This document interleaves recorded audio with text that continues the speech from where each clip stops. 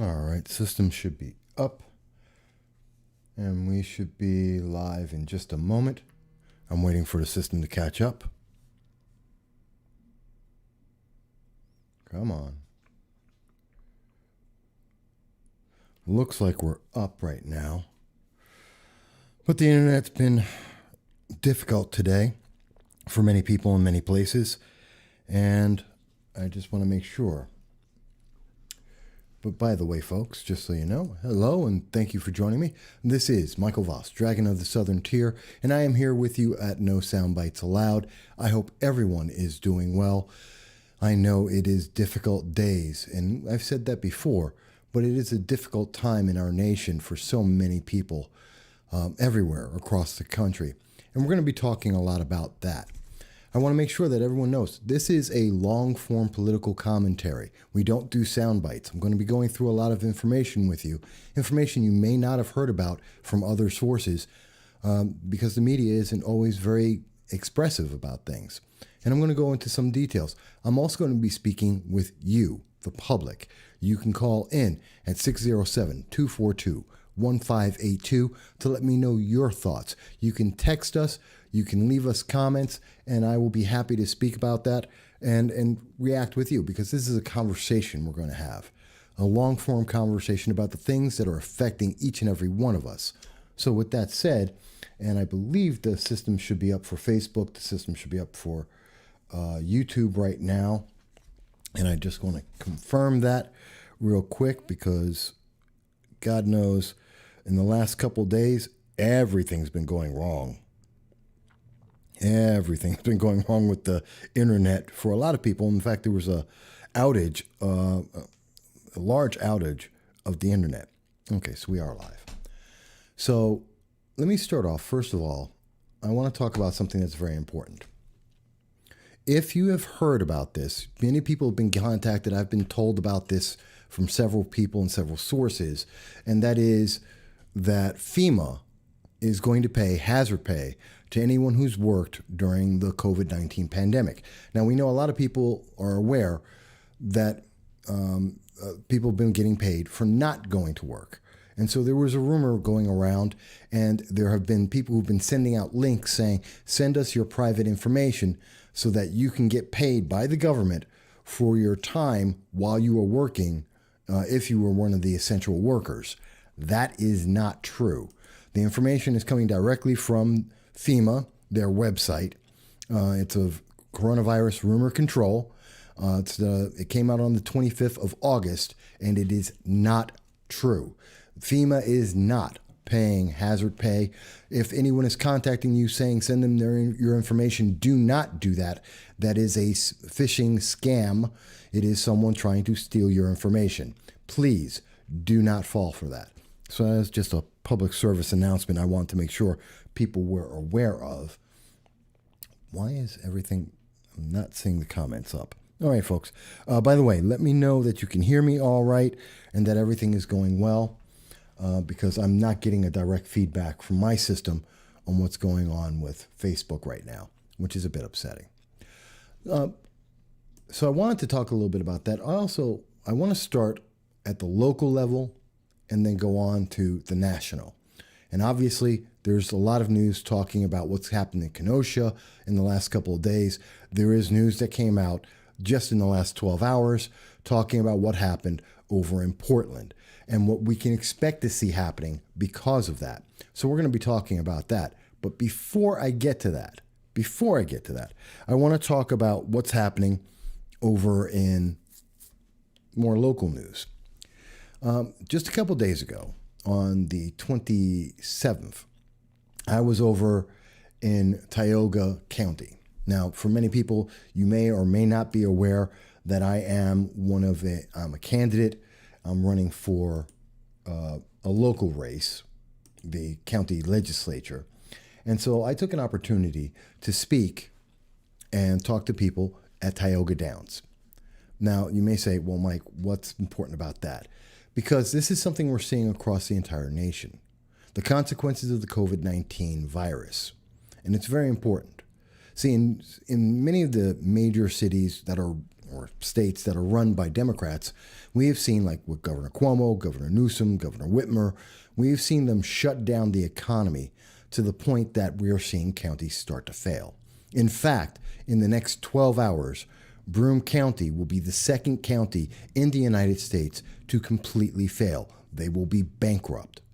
Now, the fact that they are number 2 tells you that there is a massive, huge problem with the economy in Broome County. The county executive failed in his job. There's no other way to explain that. He was forewarned about this. We've discussed it on this program before, and he knew to take precautions. Instead, what he did is he decided that he was going to beg for the federal government to take care of it for him. Basically, like Governor Cuomo, to say, hey, step in and bail out New York of $61 billion of bad economic policy over the last 8-9 years. It didn't happen. It's not going to happen. As we told you on this program, it was expected. It wasn't going to happen. And you're not going to get that bailout. But it will be a trend. We are hearing from other counties. I've been in touch with elected officials in several counties that have been telling me this isn't an isolated incident. Because of the coronavirus, we're going to see counties failing. We're going to see services cut. People are going to be left on their own devices. The government is not going to be there for you in the way that we traditionally have expected it to. That's a problem. That's a big problem. Because I don't think most people are aware of this. What I'm talking about with Broome County going bankrupt, this is news from over 30 days ago that was first announced. And it was barely covered by the news media. And I've been talking about it since the day it came out, and we're not hearing people prepared. We don't know what the county is going to do when they run out of money in the next 12 hours. What services are going to be cut? What's this going to mean to students, children, who are going back to elementary school, to junior high school, to high school? How are they going to be affected about this? How is this going to affect teachers, sanitation, fire departments, EMT services? How is this going to affect people? What about people who are DSS? In this state, it's called DSS, where they're getting help from the government because of they need help for domestic abuse or supplemental SNAP, food stamps, paying for their housing with Section 8. This is a big deal. And the media hasn't focused on it. They haven't prepared people for this. They have been telling. I've been saying it, but I'm not the news media. I'm not the major news media. I can't get it out there as much as it needs to. But people need to be prepared for this because things are going to change. And if we have a government, a local state government, that is not reacting to people, it's not going to get better. And that's a problem. And that's a big, big problem. And I want people to be aware of it. And part of that problem is, and the reason why I was in Tioga Downs in Tioga County of New York talking at the casino is because one of the biggest reasons why we're seeing this is Governor Cuomo. Because of his failed policies, his unilateral power, emergency power granted to him throughout this coronavirus crisis that he does not want to relieve. He does not want to give up his emergency powers. Even though there's only 3 people that died of coronavirus per day, we're at levels as low as ever recorded on this. We have a 0.4% mortality rate on this in New York State. And he continues to have his emergency powers, and he refuses to allow the casinos to open in this state. Now you'll say to me, Mike, well, why does that matter? Why would a guy who's running for Broome County worry about Tioga County? I want to make this very clear for people, as I did in my speech when I was speaking at the Tioga Downs Casino. This affects everyone. That business, that industry, and this is all the casinos, all the racinos, these industries across the state, but just in my southern tier region, we see that Tioga Downs provides $1.2 million to Broome County alone. They put in $57 million into the school education system, the Binghamton School District, as an example. This is paying for teachers. This is paying for school supplies. This is making sure that our children are safe when they go to school. That money is gone. It's not there anymore because Governor Cuomo won't open up the casinos, which makes no sense. Because as I mentioned, we have single-digit death mortality rate from coronavirus. We have gyms that are open, malls are open, barbershops are open. Virtually every business limited, but open at this time. Why is he not allowing casinos to open? And you can't even say, well, he's worried about the casinos. People are going to be gambling next to each other. The Oneida Nation casinos, the Indian Nation casinos are open. They have been open for over a month. Atlantic City opened up on July 2nd. Las Vegas is open. Across the nation, casinos are open, and there are no negative repercussions that we have seen for over 30 days. Why is Governor Cuomo harming the very people he is obligated by his elected office to protect? Why is the local news media not telling people this? Can you imagine the amount of pressure, political pressure that would be put on Governor Cuomo if suddenly every mom, every dad were told that their kid is going to be harmed in school because they're going to not get the education they're supposed to get. They're not going to get the supplies they're supposed to get. They're not going to get the level of teaching that they're supposed to get, in part because Governor Cuomo won't make up his mind and say, yes, the casinos can open.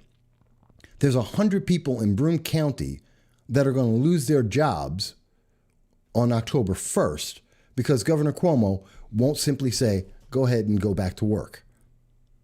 That's 5,200 people in New York State, and every business that they work with, everywhere they go to lunch, the places they go for fixing their cars, for getting gasoline, for going shopping. It affects everyone. And we're seeing this across the nation. And it's not just limited to that. Because what we're also seeing across the nation, and I'm using the Southern Tier as an example in Broome County, according to Zillow, what we're seeing is that 173 homes suddenly went up for sale in Binghamton, New York, in the Broome County region. That's in the last 90 days. You can look at this on Zillow for yourself. In the last 90 days, we've seen 173 homes go up for sale. That's an exodus. That's a mass exodus of people who are leaving. And if you're looking at the prices of some of the homes, as you see on the screen right now, $150,000, $340,000, $179,000, $55,000, $118,000 homes. This is the middle class that's leaving. These are the business owners, the small businesses that we rely on, each and every one of us. This is what everyone has agreed is 70% of the engine of growth of this nation. No wonder New York State's $61 billion in debt. And if you think it's isolated only to New York, you haven't looked at it this very clearly. Because it's happening in California. It's happening in Washington State. It's happening in Illinois. It's happening in the major Democratic strongholds predominantly. We are harming our citizens, and the dominoes keep going. It's not just that guy who can't go back to work. It's that guy and his family and his or her family and their kids and the businesses they use and all the things that they purchase and the food they can't get. It affects everyone. And this is really sad because, I mean, let's think about it. Right now, in the United States, the U6, a lot of people don't know this. Whenever you hear what the unemployment rate is, that's called the U3. You can go to the Bureau of Labor Statistics and you'll see. And that's the accepted number, but it's not the real number. The real unemployment rate, because right now the accepted number, the U3, the number you see in headlines all the time, that says that the nation has 10.2% unemployment. 10.2. The real unemployment rate, the unemployment rate that affects everyone in this nation, is 16.5. Mind you, back in April, we hit a high of 22.8, which is exactly what this show told you was going to happen. We hit the 22% unemployment rate that we knew was going to happen back in March. Problem is, in New York State, it's 15.9%. And similar numbers in California, Illinois, Washington State, we're seeing similar numbers. This is a problem. Our economy is in trouble. And we have leaders who don't want to tell you that because the only reason I can think of is they want to maintain power. This is being used to manipulate you so that they can control an election. If you can't go to work, if your neighbors are bailing out of the states, if you can't send your kids to school, if the government cannot operate on the local level, well, then it makes sense that it's too dangerous and too chaotic and too fearful for you to go out and vote. So you're going to have to use a mail-in ballot. Not an absentee ballot, which is secure, but a regular mail-in ballot, which then puts it into the hands of the United States Postal Service. By the way, the United States Postal Service, their union just endorsed Joe Biden. That's got to be terrifying. I know I find it terrifying. They're endorsing Joe Biden. And then they want to handle your ballots, which are identifying whether you're a Republican or a Democrat. So that if anyone in that union, any of the postal workers, which many of them are great people, but in this time of division in our nation, if any one of them decides, I don't want to hand in those Republican ballots, you're in trouble. Your vote will be taken away from you. Besides all the other forms of fraud that CNBC, MSNBC, CBS, Politico have all proven exist. Tens of thousands of ballots that we know have been fraudulently manipulated in recent elections, and we can see even worse in this one. People are trying to take away your election, folks. People are trying to manipulate you, to use fear, to control you, to take power and leave you nothing. At least nothing that we're used to, not the American system that we're accustomed to. And that's terrifying. By the way, folks, again, please, let me know if you can hear me all right, that the system is going through. We had the entire system crash and come back up. So I just want to make sure that it is going out there properly. But this is a problem. This is a major, major problem.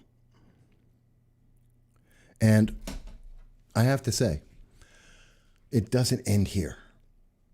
Because we're seeing that there's way more manipulation going on.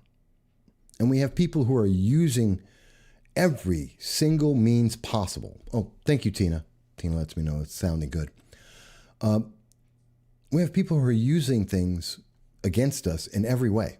Because it's not just the fear that the news media has been pumping into us. And understand, news media is pumping fear. At the very beginning of the crisis in February, we understood, and it made sense. Here's the number of cases. Here's the number of deaths. Oh my, how bad will this get? Somewhere along the way, we went from flattening the curve, which means making sure that we don't have a surge, a crisis all at once. Not that there would be less people being affected, but they wouldn't all be affected at once. So we went from flattening that curve and talking about how many people were dying and how many people were getting it. And then suddenly we were told, hey, in the summer, the warmer months, we're going to see those numbers go down. And somewhere right around in June, the news media stopped telling you how many people were dying until it started telling you how many cases were going. And at the same time, they started telling you, hey, you got to watch out. Here's the number of cases. Oh my God, the number of cases, they're so high. They're so high. Why aren't you talking about the mortality rate? Is it because it's down? Because it's astronomically down? That it is significant? It's actually what we expected. The summer months came and the number of deaths dropped dramatically, as was predicted, exactly what we expected it to be, and that we have a death rate that's as low as the very beginning of March. Now, that's not to say that COVID is gone. I'm not saying that. I'm not saying that we shouldn't protect those who are most at risk. I'm not saying that. But what I am saying is you're being told, be afraid. Look at all these cases. There's 6 million cases. You got to be terrified. Be afraid because there's so many cases. And that must mean people are dying. Except it doesn't. It doesn't mean that. This disease this virus is 99.4% survivable. That is a fact, according to the CDC and the World Health Organization, otherwise known as WHO. We know this, but they keep pumping out these things and telling you, well, the United States is so much worse. Look at Germany. Germany is so much better. Or France is so much better. Excuse me. Germany is about the size of New York State. France is about the size of Texas. You want to talk about a comparison? You need to look at what about all of the EU, the European Union, all 27 states, and compare that to the United States. That would be approximately 365 million people versus the 330 million in the United States. And if you look at it based on the same numbers of people, guess what? We have almost exactly the same death rate. It's almost the same. We're doing as well as any other region of the world. But there's fear. And that fear is to keep you in home and to keep you in line. And that terrifies me.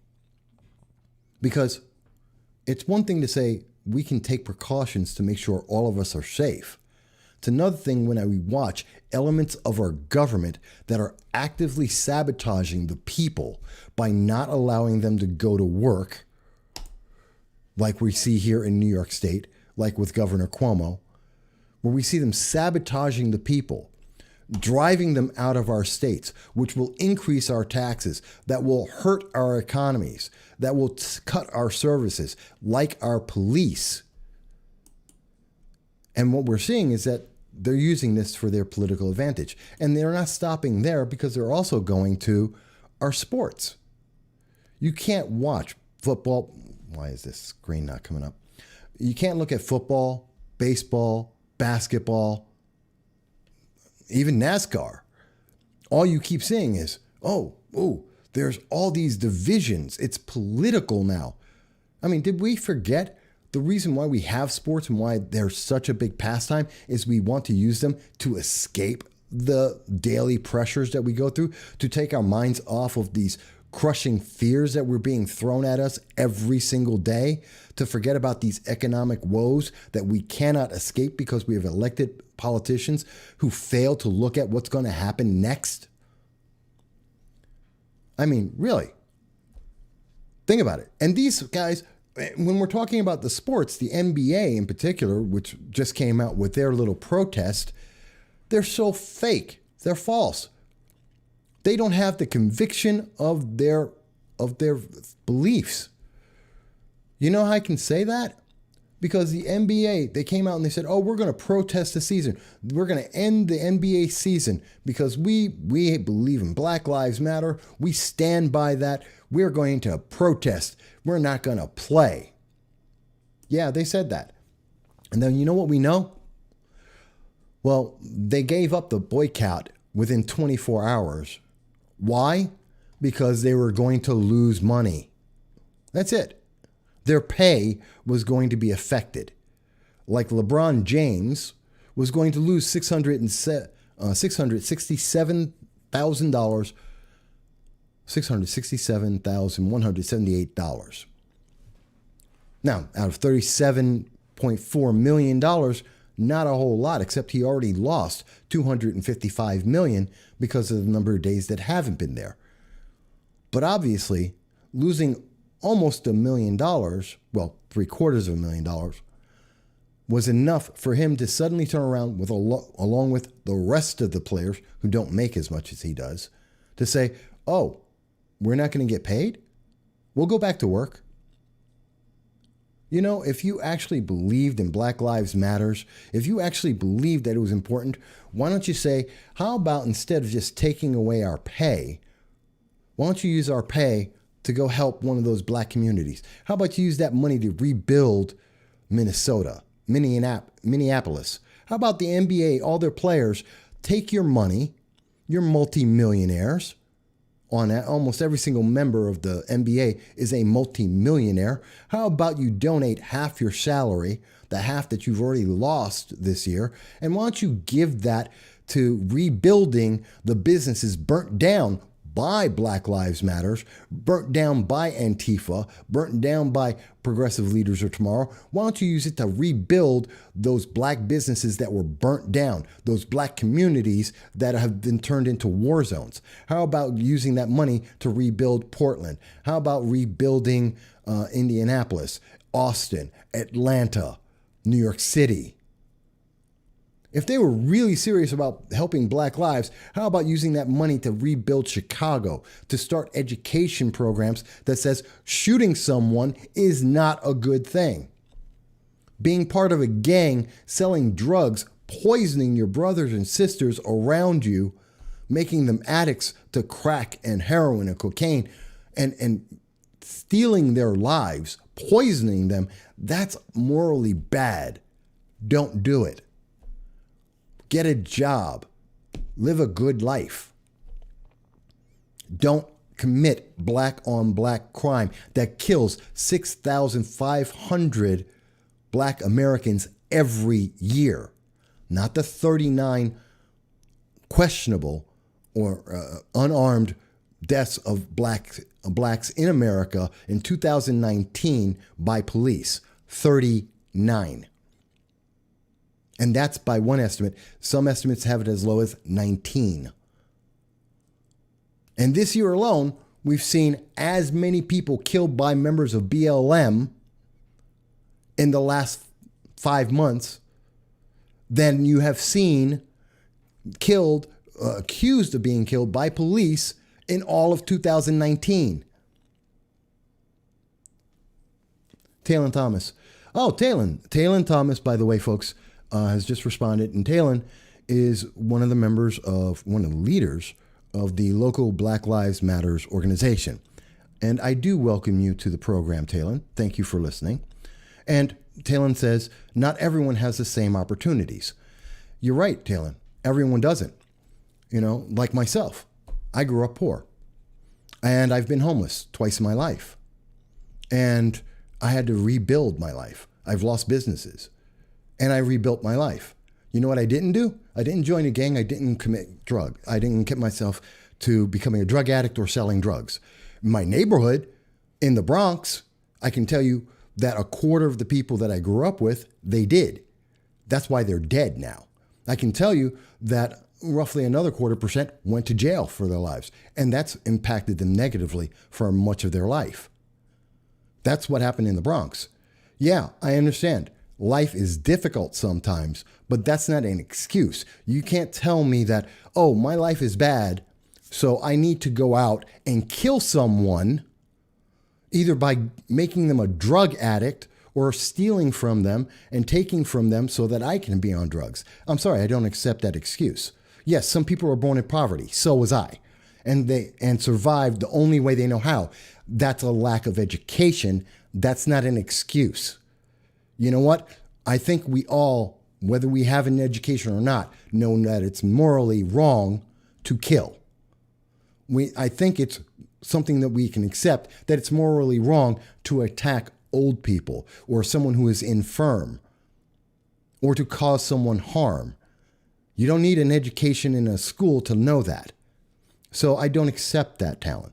And Talon, this is not personal. I'm not going to say this is personal. But Talon is responding to me, so I want to make sure.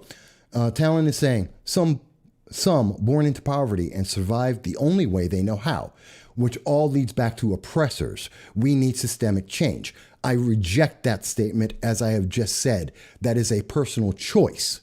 Now, Thomas Talon goes on to say, he's not a leader of BLM and not even a part of BLM. I represent the youth. Well, Talon, there are other individuals that do identify you as a leader of Black Lives Matter. You have been at many of the protests, leading and organizing those events. You are, by your actions, a leader of BLM. People are following you. So whether you acknowledge it, other people do.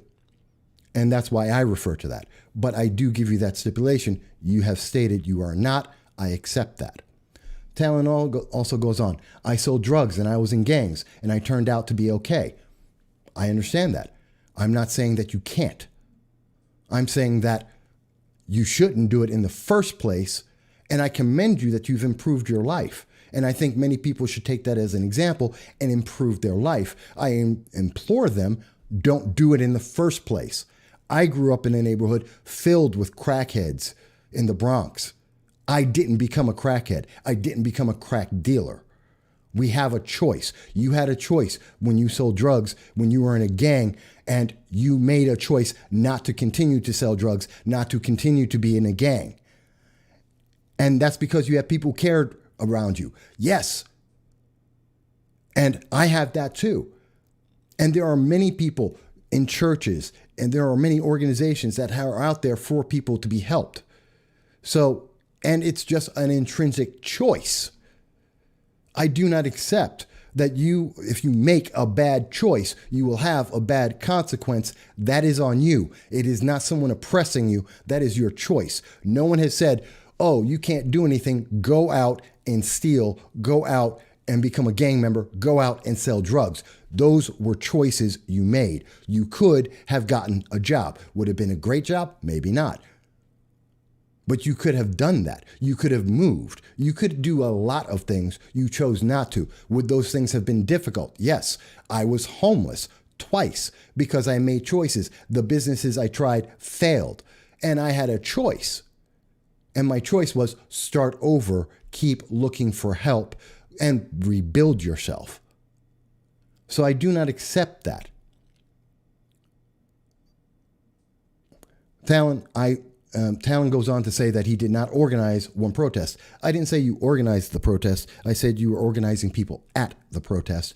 And I have you on video at one of the protests, actually the first protest after the death of George Floyd, where you were helping to lead individuals in that organization. So, you know, I'm not saying that you're the leader of the organization. I am saying that people do recognize you as that. If you do not, that's fine. And you go on to, and Talon goes on to mention, I organized the candlelight vigil in the march last week. That's all. Fine. You should spend more time trying to reach people. I reach people every week and help them to get out the situations instead of bashing them for not having the knowledge you gained. Teach them. Talon, you do need to have the conversation with me, as I have invited you and I know we want to speak, because I do that. Whether you know it, I don't try and get press for all the things that I do in the community, the way I try to reach out to people. It's not about me. And I don't say that it's about you either. But I'm also, maybe I'm harsh, I give you that. But I believe that people are responsible for their own actions, and I don't put their choices off on someone else. If you make a bad choice, you made that choice. That doesn't mean that you are restricted for the rest of your life in that bad choice. I think that's a misunderstanding that BLM as an organization, not necessarily the people, but as an organization, that they don't understand or are not promoting. Just because you made a bad choice does not mean your life ends. I believe in forgiveness. I believe in second chances. I have helped to lift people up as people have lifted me up in times of need. I believe in in a principle that is core to the Republican Party, which is why I'm a Republican, which says that we want to teach people to fish, not feed them fish. And that is not the principle that is put out by the Democratic Party and by socialism. And I know that is not the principle of socialism because I lived in a socialist nation. It happened to be called Russia, the Soviet Union. I was there in Moscow. I watched the people revolt against that as they fought against the oppressors of the Soviet Union in 1991. I do know what I'm talking about this. I have actually lived it. And everyone I have spoken to who is in any way supporting socialism, I have yet to see one of them say, I have lived in a socialist nation like Venezuela, like North Korea, like China, like the old Soviet Union, and have lived under that oppression that it is, and said that it's better than being here in America. And Talon, again, I am not picking on you. I am listening to you. We have very different viewpoints. We have very different ways of looking at this. I believe that from what I've understood from others, and I haven't had a chance to speak to you yet, that you want the best for people. So do I. You have a specific focus on people of color. I have a focus on Americans. That's fine. Other people may have a focus on Mexicans or Chinese or the French or Brazilians. That's their choices, and it's okay. I'm all right with that. But what I am saying is we need to work on how do we get there together in the best way, with the least amount of violence, with the least amount of division, because that's what our nation needs. And I can tell you from my experience, and experience that very few people in America have today, I have lived through some of the things that people are promoting, and I can tell you why it fails and why it is a bad idea. And I'm trying to say that we need, one of the key fundamentals is, yes, you need people who love you. You need to love yourself first. You have to take a responsibility for yourself first. You know, I was going to get into some other things first, and I want to get into, but I'm going to jump right over to this now, because I've been watching it all day, all right? And I wanted to talk about this, about Kenosha and what happened in Portland. So give me a moment, folks. I do see some of the comments, and I am going to answer them, but give me one moment, okay? Because I want you to see, right now you see on the screen, it's down to 7. It started at 3 at about 10 o'clock today, and the Portland shooting has been dropping. And let's see, sports, Taiwan, sports. It's not even the top 12 of Google trending searches right now. That's terrifying to me.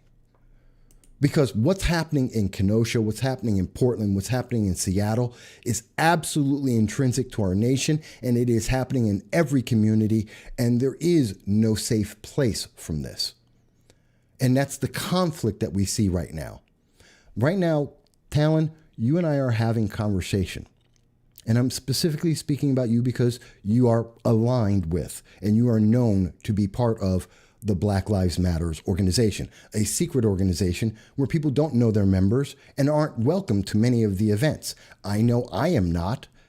And the one time I was, it wasn't a very welcoming experience. I'm not saying that's you.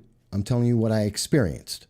So we're talking, and I'm having a conversation with you, and I'm also having a conversation with everyone, and I'm going to get to everyone else's comments as well, because I want everyone to be heard. That's what this is about. And I have to tell you, it's the breakdown of that communication when we don't hear that, where we start seeing things like what happened here in Kenosha, okay? Where we're seeing, and I want you to see this, folks. I'm not using the sound, and as always, oh, here it is. This is Kenosha, Wisconsin footage. This is coming from Colion Noor. I always get his last name. But Colion Noor, this is what he's accumulated. A lawyer and a respected, credible source. And I'm looking at this, and I have to look at this when I see this. I don't see George Floyd. I don't see Rayshard Brooks. I don't see the young man that just was shot by the police. I'm sorry, I forgot his name. What I'm seeing is people who are abusing a system. I'm seeing people who are reacting out of emotion. I'm seeing people who are a mob. They're acting in mob actions. This does not promote anything. This does not help anyone. And you can look at the video for yourself afterwards. Here's the aftermath of one of the things that they had done. And you know what? And the gentleman in Kenosha, which is being investigated by the Justice Department, was a justified shooting by every single attorney that has looked at this, because a mob was attacking an individual and that individual defended themselves. And I understand people are trying to promote a message that enhances the very same emotions that created that mob situation in the first place. Guess what? You don't have Kenosha. You don't have the problems in Kenosha if you don't have this destruction. If you don't have this destruction, you don't get to those 3 men being killed. Period. If you don't, this is not a protest. This is a riot, a straight up riot. This is a crime. This is destruction of property. And if we do not do that, I'm not saying that people cannot protest. Please do not misunderstand me. Protest all day. This isn't protesting. This is violence. This is destruction. These are crimes. And this has nothing to say, oh, you know what? This is a good thing for America. No, it's not. It's not promoting anyone. That's promoting fear. That's promoting division. That's causing people to separate and to say, oh, these people are bad. And I don't care if you happen to be on the right or the left, if you're saying it's white people or black people, but whomever, there are lines being drawn saying that other person is bad. They're evil. And that's wrong. We should never have that point. Yes, the kid in Kenosha killed 3 people who were trying to harm him. And one of them being armed with a gun could have killed him. The skateboarder could have killed him. We don't get there if people weren't burning down buildings and threatening the lives of people in that neighborhood in the first place. Could they have protested the death of the man who was resisting arrest? Yes. Have marches. Raise up the attention nationally. March on to City Hall and demand justice. Something that we've seen Malcolm X do peacefully, which is guaranteed as a right by the First Amendment. We have the right to peacefully assemble, to speak out against things that we believe are wrong in our government and in our society. That is one of the greatest gifts we have that we do not see anywhere else in the world. And instead of doing that, what we are seeing is violence and crime.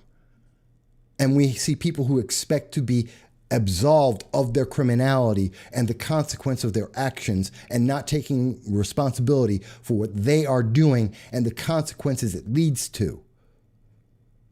There is no line that goes, oh, I disagree with what happened to the man who was shot 7 times because he was resisting arrest, to therefore I should destroy some random individual's property and burn down the very neighborhoods that these people depend on, taking away their jobs and their economy and making their lives not just then, but for decades difficult. And I know this for a fact because I lived in LA during the Rodney King riots. I watched people burn down their own neighborhoods and the businesses there and destroy their economic livelihoods for decades. You want to talk about how to help someone? It's not by burning down some random person's business and their home and taking away from them the opportunities that might have existed otherwise. You're not helping, that's hurting. That is a fundamental difference in the understanding. You may not agree with it. You may think I am wrong for it, but that is an understanding I have based on factual experience I have had and also analyzing the facts that are here in front of us. You may disagree with it. You may not like it, But even if you don't agree with me, even if you don't like it, that will still never justify crimes and violence. That is a fundamental thing. And people who are doing this, hiding behind the name of plot, hiding behind the name of Black Lives Matters, hiding behind the names of Antifa to be able to create this violence is a problem. And we need to deal with that. And we need to deal with that first and foremost. Because guess what? You can't improve anything if you have people on the other side saying, oh, and here is more violence. Now, I wanted to get that out. It's a little emotional. And again, I am sorry if I am excited about this. This is an important issue. And I think these are important things to say. And I'm going to go over everyone's comments right now. And mind you, I am not picking at anyone. This is not about anyone's race. You notice I don't use race when I'm speaking about this. And I'm not trying to pick out, yes, there are organizations, and it's people within those organizations. Those organizations need to discipline its members. They need to call people out who have gone too far and to improve it. And I don't want people to pick on Talon. I don't want them to attack him. I haven't looked at the comments yet. I appreciate and I thank him for being able to hear what I have to say. I've been doing this for 12 years. As far as I'm aware, he hasn't heard anything I've ever had to say. I want him to hear this and to see another side. Not to say that he has to change. I am not telling you that, Talon. I am not telling any member of BLM that they need to change.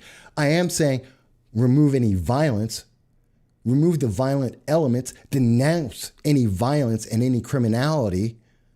But I'm not telling you not to protest. You want to protest? Fantastic. Go out there and protest. I'll be the first one to tell you, you should be able to protest. You tell me that you want to commit a crime in there and call it a protest. It is not. But there is the difference. And I don't want him to be shunned. I do not want him to be rushed away. That doesn't help. And I'm not trying to do that. And I am more than happy to sit down and talk with you, Talon, and anyone else to have this conversation to improve our community. That is the important thing. But part of that is being responsible and accepting the consequences of what we do and recognizing that rioting and looting is not protesting. Rioting and looting are not consequences of some bad action of someone else, and it harms more people than it helps. And we have to be honest about that. And until we can do that, we are not going to improve the situation. And that's why we keep seeing it deteriorating in multiple cities, and it is spreading. And that is a problem. That's why we've seen over 30 people who have been killed by supporters and individuals who have aligned themselves or stated that they are aligned with Black Lives Matter, Antifa, and these other radical fringe organizations. So let me go back to the comments now. And I really hope you don't feel like you're being beat up on here, Talon. It's not. I'm not trying to do that. But I am trying to make you aware that there is another viewpoint, and there is a very clear understanding from that viewpoint. But I left off, okay. Trisha says, you're very socially educated, and we appreciate your input. Thank you. Both to Talon and me, I hope. I see that Jason mentions Talon by listening to you is awesome. It is awesome. I am happy he's listening. This is what our community needs. I agree. We all need to have conversations, passionate conversations, but to listen to each other. And I am trying. I wanted to get out my words, but now I'm listening. So I want to hear. Michael Laurie says, voice of reason. Thank you, Michael. Thank you. Talon says he's listening. And I thank you for that. I am appreciative of that. Talon says, very open, not taking anything. I'm listening. Good. And I expect the same passion, the same drive, the same points to be made from your side to me, and I will listen to that as well. Again, we don't necessarily have to agree. We do have to understand. There's a difference. And that's what I'm trying to get to, is that understanding. Larry Tanout says, our president has divided this country like no one else ever has before. I disagree with that. And I would point to, and in fact, part of what I was going to talk about on the show is how far back this actually goes. Because I can show you that, and I want to show it real quick, and I'm going to go back to the comments. Here's an article that I did in 2011 where Jon Stewart was noting the absurdity that some Democrats had. Jon Stewart, a massive, progressive, very well-known and respected man, talking about Tennessee Representative Steve Cohen in January of 2011, talking about how he was reversing position and using emotion, calling people Nazis, after saying, oh, well, we are all human beings. We have to come together. It's ridiculous. I can show you that there was the article from 2018 from Hillary Clinton talking about civility can start when Democrats are in power. That's not how civility works. And I've done articles on that as well. And I had an article in October of 2018 about it. So I just want to be clear. It's not President Trump. This happened long before him. And it's a problem, and I don't believe he has much to do with it. Talon goes on to say, we don't get there, but talking down on people on poverty, especially when you come from that. I'm not talking down on people. I'm talking to them. I'm talking with them. I want to be clear. I'm not talking down. I'm not saying that someone's bad because they're poor. I've been poor. There's nothing wrong with being poor. I'm saying that you can bring yourself up from that. I don't believe in the excuse using poor or race or gender or sexuality as an excuse for bad actions and bad decisions. Yes, but he goes on to say, yes, it's a choice. Yes, it's unfortunate that it's a lot of black on black crime. Facts of the matter is we don't cross borders to bring cocoa leaves to make cocaine. Government brings that in. I disagree with that. We don't have guns in Chicago. Government drop boxes of guns off in black neighborhoods. We don't have guns in Chicago. Government drop boxes of guns off in black neighborhoods. Okay, we don't have drop boxes to drop off guns in black neighborhoods. I'm sorry. Okay, pharmaceutical companies are the reason we have the opioid epidemic. So when you speak on drugs and murders, who orchestrates it all? The government, and they use police as henchmen. Those are facts. Those are not facts. I'm sorry, Talon. Those aren't facts. Those are interpretations of facts. They are isolated facts, and they are based in emotion. You're getting there because you're trying to justify a premise you already accept as true. That is not factually correct. Cocoa leaves actually come in by gangs, not the government. The pharmaceutical industry, I agree with you. They are responsible for that. They're also responsible for many of the drugs and medicines that have saved millions of lives. There's good and bad there. We can address that. We can improve that. Chicago drop boxes. You know what? There are 350 million guns in this nation. Lawful gun owners account for 99.9999. This is a factual, absolute number. Look at the number of violent crimes with guns. Divide that by 160 million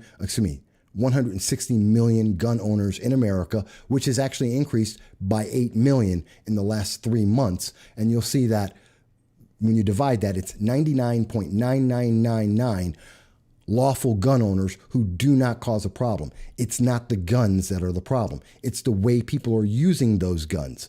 Even if you own it illegally, it's how you use that firearm that is causing the problem. And that is something that we see emphasized and magnified in black communities with black on black crime that outsources, the percentage is ridiculous. It's 6,500 black on black crimes, violent crimes with firearms every year. Every year. The next closest numbers, I believe, are about 900, which is white on white crime. If I remember the statistic correctly. It's not even close. The magnitude is different. And that is the way we are approaching it. We're approaching the community wrong. And I'm not saying it's all just because black people don't know what they're doing. I'm not saying that. And I'm not saying that there aren't problems. But I'm saying We can't push this off on the government and say, oh, it's only the government or it's all black police. There were between 19 to 39 shootings of unarmed black men in the United States in 2019. There were 30 innocent people, including David Dorn, the 19-year-old, the 16-year-old in Seattle, the 8-year-old in Atlanta, the 24-year-old mom in Indianapolis. They were all killed by supporters of BLM. What about them? I mean, those are facts. There's a lot here, and we can't just say, well, it's government is bad. No, that's not true. This is the same government that existed for the most part when Obama was in, and no one was running around trying to burn down. Well, that's not entirely true. Black Lives Matter was actually was against the police and under Obama administration and the Dallas shootings, and they were promoting Dallas shootings. So that's not entirely correct. But that's my point. But let me go on.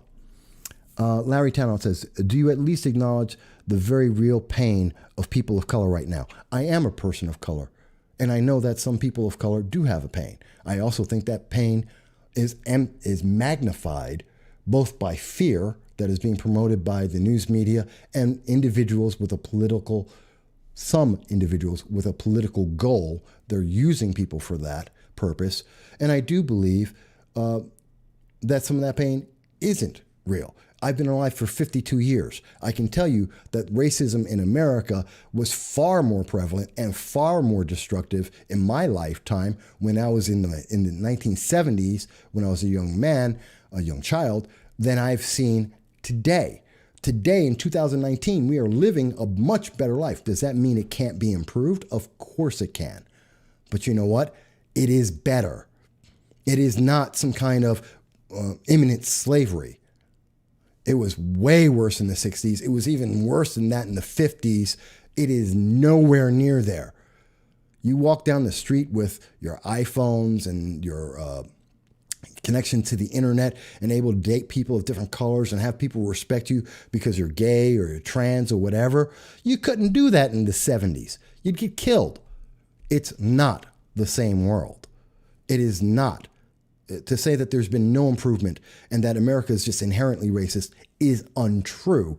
In my 52 years of experience living on both coasts of America and living overseas, it's not true.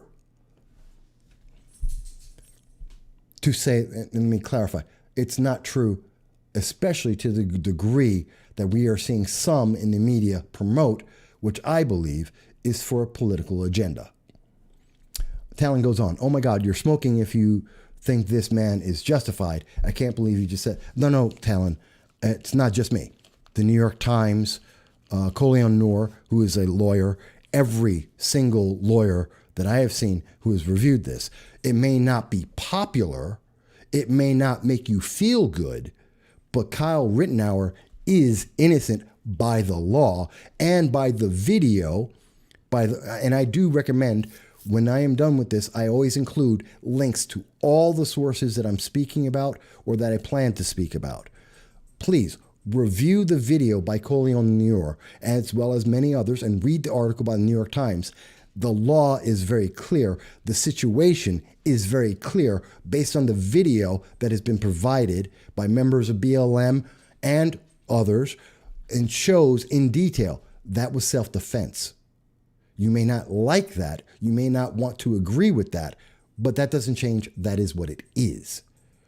I understand the feeling may not be good for you, but the reality is still what it is. There is a separation. We got to stop confusing our feelings with what's going on. They're not the same thing, and one doesn't justify the other. Tina replying to Larry Tanout, she disagreed. Talon goes, he came there to shoot someone. No, Talon, he did not. That's a misconception, and that is a emotional justification. People have said that so that they can justify why was the kid there. First of all, he did not cross state lines with a gun. He was given a gun after he crossed the state lines. He had already been there earlier in the day, and he was removing graffiti. There is no evidence that he is a member of the militia. There is no evidence that he is a racist. It doesn't exist. That's what people have alleged because they need to have a justification for calling him evil in defending himself. But there is no proof of that. All proof that we can find that has been put out, and I say this with a caveat, if as I am speaking, an announcement comes out or tomorrow comes out and he's suddenly this member of a KKK group, yes, I will denounce that fully and absolutely and publicly, just as I'm speaking about it now. But at this moment, based on all research by everyone in the news media who have far more resources than I have, that is not true. It is what people want to be true, some people, but that is not in fact true. That is an emotional response. It is not a factual response. If you don't have a man shot 7 times in the back for simply walking away, sorry, Larry, he did not simply walk away. That is factually incorrect. Again, that is a justification and a simplification of what actually happened. The man was shot. He had a warrant for his arrest. He resisted arrest, may or may not. It's alleged that he may have had a weapon or was going for a weapon. It is unclear at this time, which is why we need an investigation. But it is clear that he resisted arrest. They attempted to safely or non-lethally stop him with a taser, which he was not fazed by. And then he went to get something. We have no idea what was in his mind at that moment, nor do the police, when he went over to that car and went to open it. You don't know if there was a gun in there or not. You don't know what's about to happen. And often that can be a gun, and that can lead to greater violence. And yes, the response is to fire. And yes, he got shot 7 times. You can argue, was that excessive? Maybe. But the fact that he was shot as he was going to do something that at that moment, not now, not from your emotional standpoint, but as an officer in that moment, someone has just fought you off. They have resisted a taser and they are going into a vehicle where there may be stored a weapon that will cause you death or others death. Yeah, you fire your weapon. That is standard. It's self-preservation. So no, it's not that he's simply walking away. He wasn't walking away. He didn't walk down the block. He went to get something out of a car. You can't tell me at that moment. Now you may say, oh, well, it wasn't a gun. You didn't know that then. You didn't know what was in that vehicle. Could have been a bomb for all you knew. So the simplification is wrong. That's an emotional justification. Let's stop emotionally justifying bad decisions. It is a bad decision to get into a fight with police for resisting arrest for a lawful warrant because you committed a crime.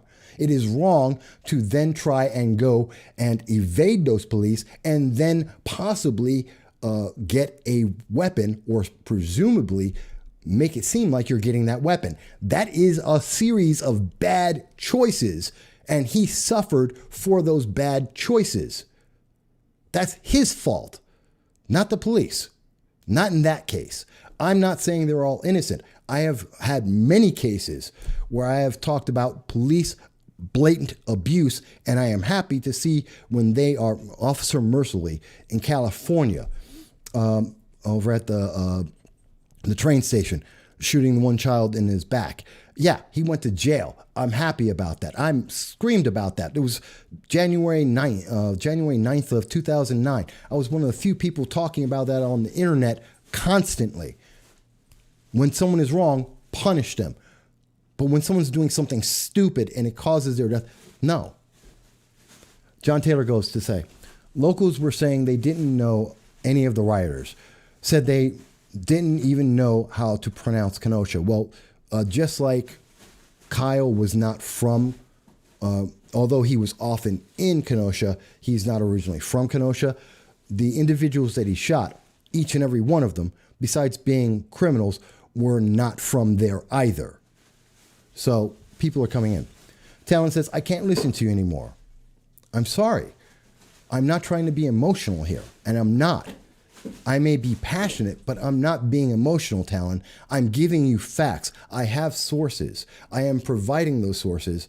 It's because, oh, Mr. Jacobs. Yeah, that's because you know how many names I'm trying to go through right now, Larry? Yeah, I don't remember everyone. There's a lot of names and a lot of things that I'm trying to get out here. And yeah, I am passionate. Did I forget Jacob's names? Yeah. And I have Kyle's name in front of me. So, you know, if that upsets you, that's okay. It doesn't change what I'm saying. It doesn't change. You're changing the conversation. You want to talk about whether I remember Jacob's name or not? Who cares? The situation, take the names out.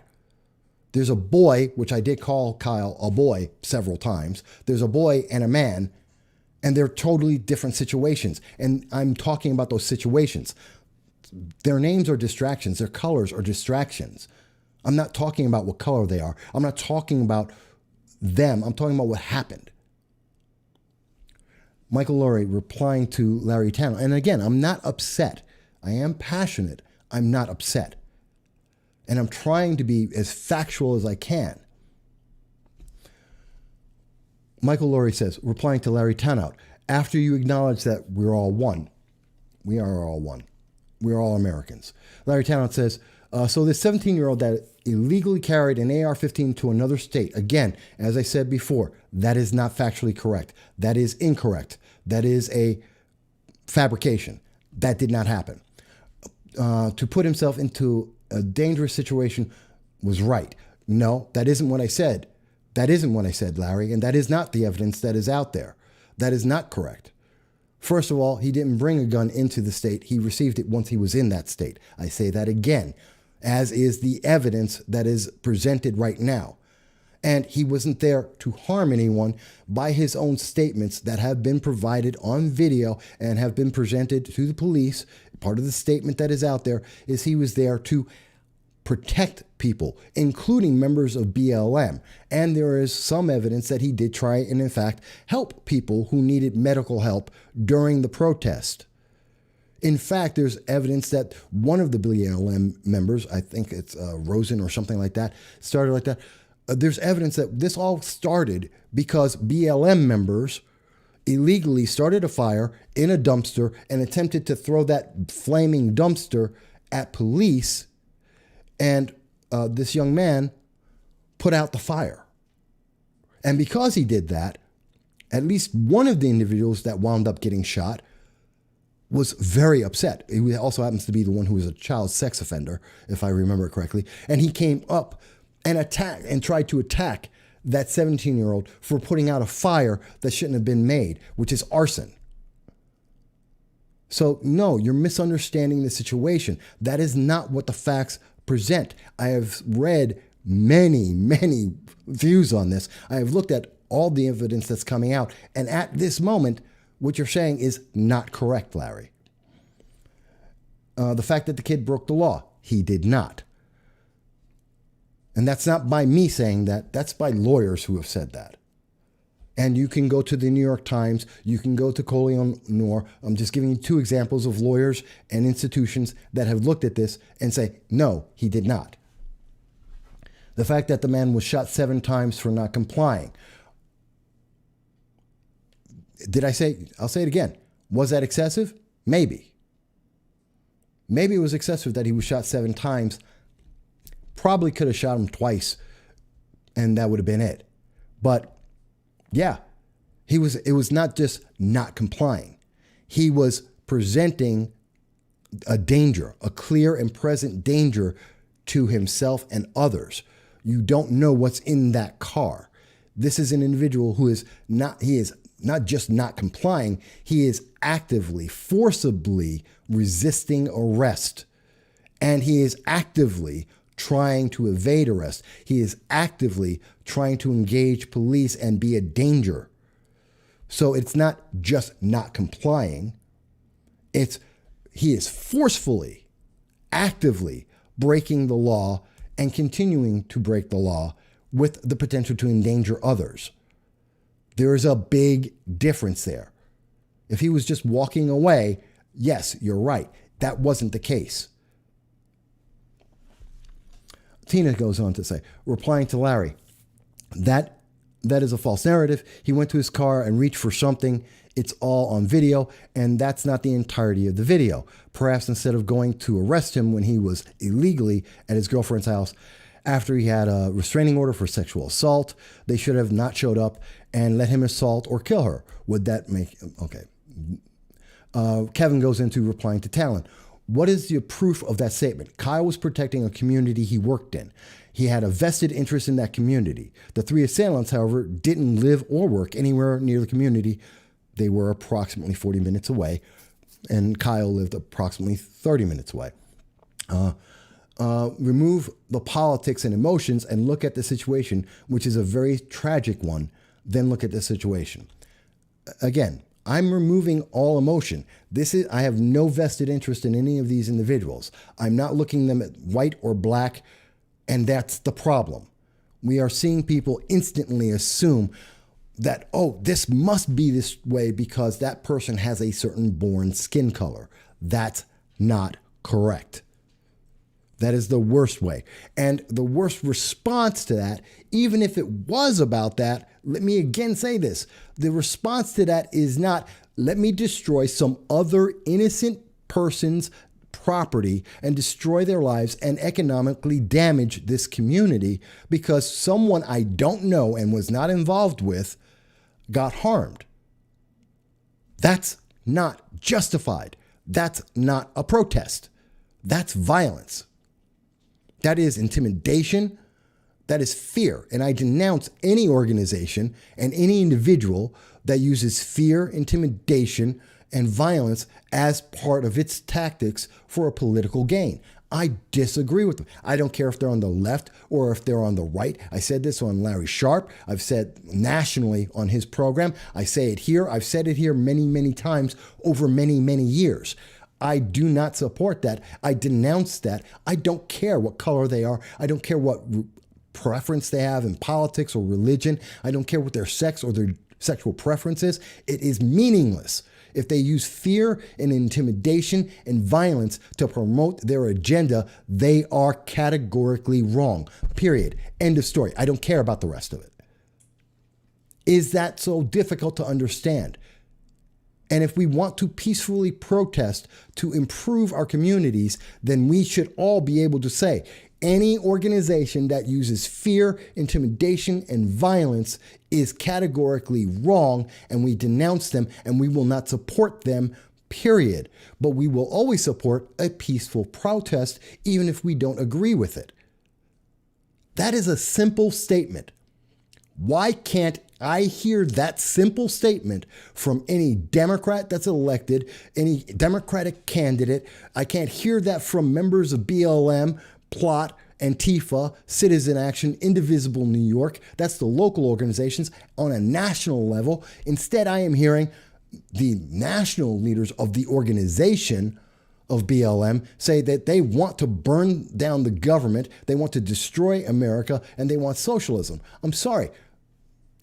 I don't accept that because you believe in fear, intimidation, and violence as the means to make your change. And besides the fact that I don't agree with the change, I don't agree with the means by which you are getting there, and therefore you are wrong. And manipulating people's emotions by misinforming them, by misunderstanding the situation, by misunderstanding the law because of a presumption and a desire to have some artificial influence, which is someone's skin color, as the means and justification for your interpretation, that is a problem. You don't have to like what I'm saying. Understand what I'm saying. You don't have to agree, understand. There is a difference.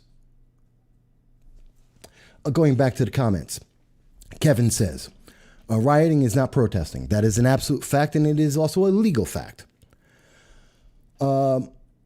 Tina provides Larry with some evidence of video on YouTube. Michael Laurie goes into, the fact is that there's an agenda and Antifa and BLM supporters are being played. I do believe they are. I believe that the leadership, the national leadership of BLM and Antifa have a political agenda. This is a means to that agenda. These are all organizations of the Democratic Party, and they all have a socialist democratic agenda that they are moving towards. And that is a problem. And I, again, have a problem with the means by which they are doing it. And I have to believe that they don't believe that they know that the systems of change they want to have, the system they want us to change into, is so faulty and so unacceptable to Americans who actually have freedom that they need to put fear, intimidation, violence to use to coerce people to be able to accept it. That is my understanding and my impression of it. That may or may not be correct. Larry goes on to say, Tina DeBello, none of that justifies immediately shooting him 7 times in the back. That is a fascist country. No, that is not. That is not.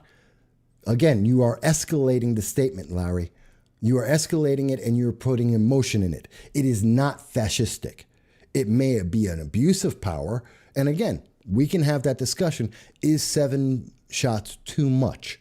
You can have that discussion, which amongst 2 officers, if it is evenly distributed, is 2 to 3 shots apiece, which 2 to 3 shots should have been enough, probably. But that may be that may be an abuse. That is not a fascist. If it was fascistic, like in Venezuela, then the police would have grabbed him, pulled him over to the side, and shot him right there on video in front of everyone.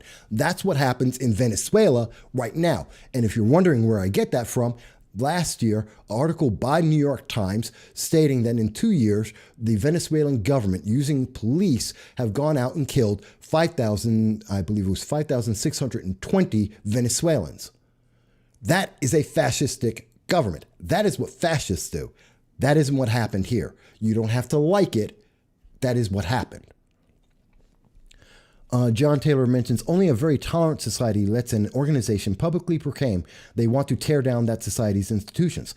It is incredibly generous of the United States, unlike Venezuela, China. Look at Hong Kong. People say they want the freedom to vote, and China surrounds Hong Kong with tanks and moves in the army to shut down the city because people said, I want the right to vote. In America, we have people taking over parts of Seattle, attempting to take over parts of Atlanta, taking over parts of Portland and Austin and New York City, and burning down police stations. And we have people that are being let out of jails for that. And we're racist? And we're not being fair? Go try that over in Moscow or Venezuela or Cuba or North Korea, because you won't live to see the end of the day. Yeah, America has problems. That ain't one of them. Larry Talon isn't being beat up. He's winning. I don't believe he's winning. I don't see that. I understand you may feel that. Again, that's what you feel. That doesn't mean it's correct. And to be very fair, it doesn't mean I'm correct either. But I believe I'm laying out very clear reasons, very clear laws, very clear facts to support the conclusion that I make. That's what I do here. That's what political commentary is. That's what any commentary is or any discussion is. I'm laying out facts, not how I feel. Notice I have yet to say how I feel. I'm telling you what are the facts and the conclusions based on those facts. It's irrelevant how I feel. I don't care how he feels. I care about what is true, or at least what we can understand is true, and what is the consequence of that truth. There's a big difference. Tina DeBello says, wrong. The Hitler stuff you are seeing is BLM and Antifa. Yeah. Rioting, looting, arson, assault, attacking people at dinner. You need to learn the meaning of fascist, which is correct. Kevin Dyer says, replying to Larry, a man going to his vehicle to retrieve a weapon is not just walking away and makes a justified shooting. Larry mentions Trump is warning about Democrats, yet this is all happening under his so-called leadership. Talon comes back and says, you can disagree, but these are facts. No, Talon, they are not. They drop off boxes of guns in black neighborhoods. Talon, please, Show me the video of this. Show me the evidence of this.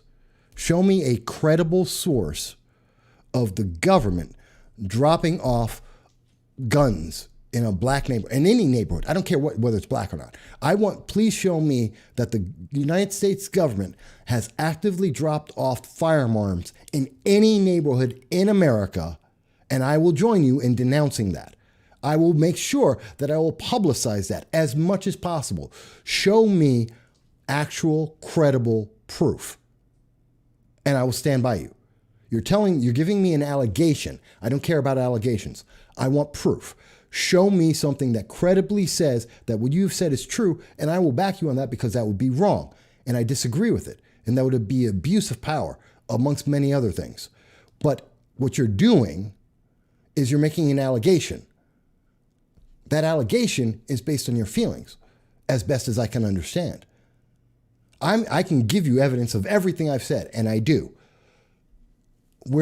I've never heard of that. Never. I've heard people tell me about it. I've yet to see one person provide me any credible proof of it, ever. There is a difference. Talon says, big facts, bro. You got to do more research. I spend 8 hours a day reading and researching. My facts are pretty close to impeccable. And I've been doing it for 12 years. I've messed up one story once. And I was the one who caught it, and I corrected it. And it didn't have to do anything with race or anything like that. Okay. Kevin, please, those opposing what Michael is saying, stop and listen. Again, remove political agendas and emotions and evaluate facts and opinions based on their face value and merit. Mr. Vasquez is one of the most fair and reasonable people I know. Having an open conversation with him always makes me think, especially when we disagree. Talon goes, oh my God. Talon, hear what I'm saying, man. Larry goes, for some background, I'm a former Oneida County legislator. Okay. I was elected as a Democrat. Okay. Was ranked the #1 legislator by the Conservative Party. Okay. Supported Tenney for many years. Okay. I've been there, but Trump's rhetoric and now Tenney's has destroyed this country, so I'm done with them and her. I'm sorry, Larry. That's nice, but that doesn't add weight to it. Okay, that is your opinion. That is your opinion as an Oneida County legislator. I know many individuals in Oneida County. I've been in Oneida. I have spoken to people for years in Oneida. I hear people who've said many things. I can tell you that there is nothing that I see that justifies the people in Seattle taking over their neighbor's property and endangering people's lives and killing 2 children. I do not see anything that President Trump has done that would then cause someone to kill a woman for saying all lives matter. I do not see anything that President Trump has done that justifies people, a mob attacking a 17-year-old and trying to harm him, possibly kill him. What about the man in Portland who is on his knees, and was kicked in the head, and I believe he was killed? What did President Trump have to do with any of these things? That's not true. It is a false connection. You may not like what they have to say. You may not like the way they say it, but that doesn't mean that they are evil because of it. That's not the same thing. Talon goes on. Cocoa leaves come here by gangs. Yes, they do. You can't be serious. Frank Lucas didn't conspire with the United States military to bring cocaine here and took over the entire Harlem back in the days. That didn't happen, and he didn't snitch on all the people he had working for him. Come on. First of all, you're talking about 1960s, 1970s. That's 50 years ago. So what happened 50 years ago is not what's happening today. And let's go further. That wasn't the United States government. Frank Lucas is a gangster. And a gang did that, not the United States government. Are you saying that the government enabled him? Maybe, maybe not. To a degree, probably.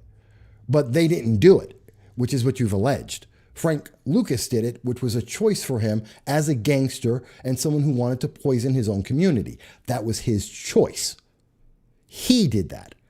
Whether or not he was able to get individuals who were corrupt in the government to allow him to do that and help him with that, that's a different thing.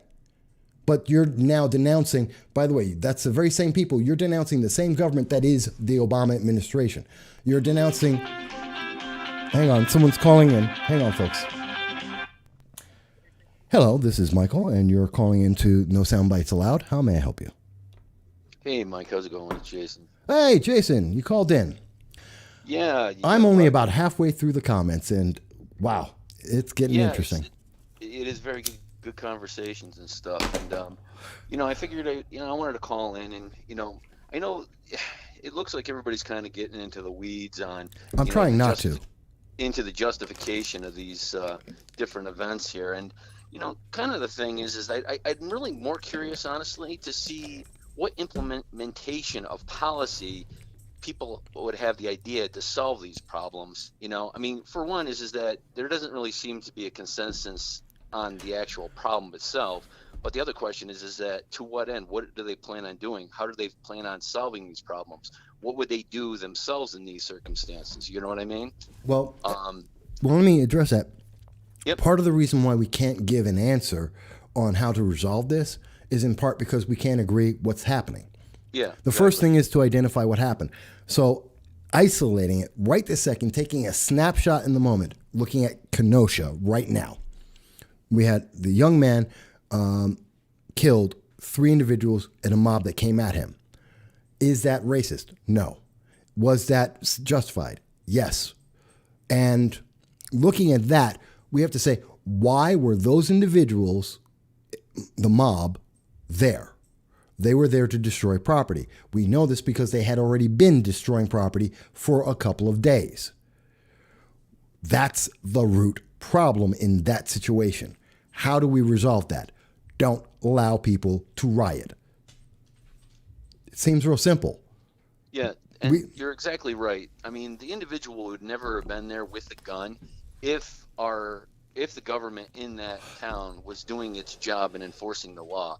And the thing is that when the government doesn't do what the Constitution basically requires it to do, then technically it falls upon the citizens to take up that void and to defend individuals' constitutional rights and freedoms. That is the Second Amendment. Yes. Yeah, the Second Amendment.